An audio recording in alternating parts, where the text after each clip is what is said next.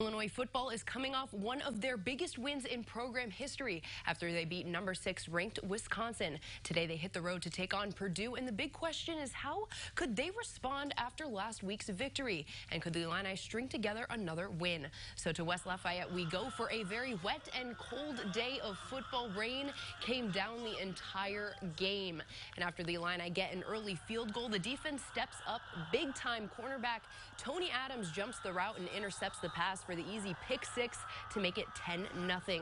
Later in the second quarter, Dre Brown breaks off a big 25-yard run to get Illinois in a great position. Brown with a game-high 131 rushing yards. 2 plays later, Brandon Peters keeps it to extend the lead to 17-0. Quiet day for him, completing just 3 of 6 passes, but the running game was solid all day. And the defense as well, forcing another turnover here. Daley Harding forces the fumble. Stanley Green there to scoop it up, and he's going the other way. Green led the Illini with 9 tackles, but the Illini didn't just force turnovers, they took advantage, scoring 14 points off the Boilermakers' mistakes. Reggie Corbin in the clear from 20 yards out. Purdue adds a late touchdown, but it doesn't matter. It'll be 2 in a row for the Illini. Final score of 24-6, and WCIA3 Sports Director Brett Behrens has more from Ross-Ade Stadium.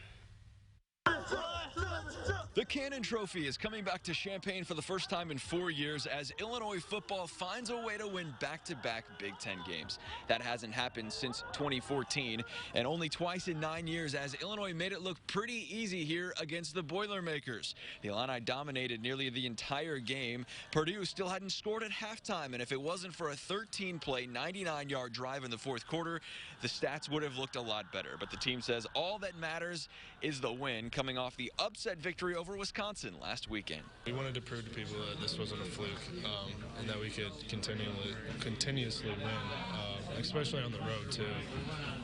You know, the weather wasn't great, but you know, we used it as a strength today. The Illini set the tone defensively, forcing 2 fumbles, 2 sacks, and a pick 6 early in the second quarter by Tony Adams.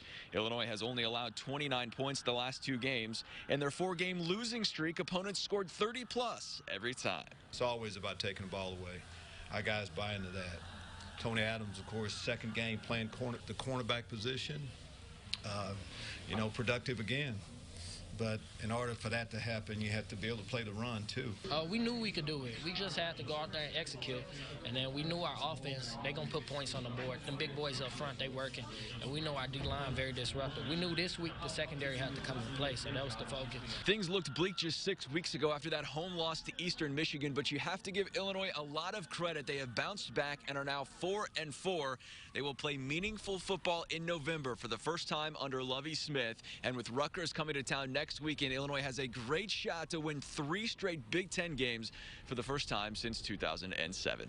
Reporting in West Lafayette, Indiana, for your Illini Nation, Brett Behrens, WCIA 3 Sports.